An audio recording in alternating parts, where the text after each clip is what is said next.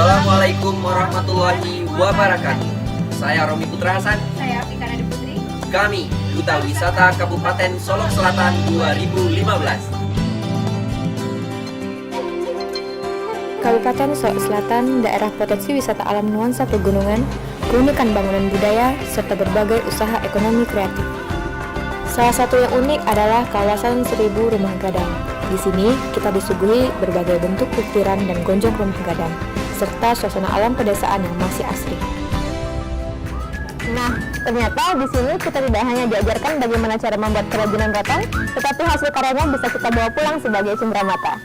Selain itu, wisatawan juga dapat mengunjungi cagar budaya yang lain seperti Masjid Kurang Aswan 60 dan Istana Raja Balun.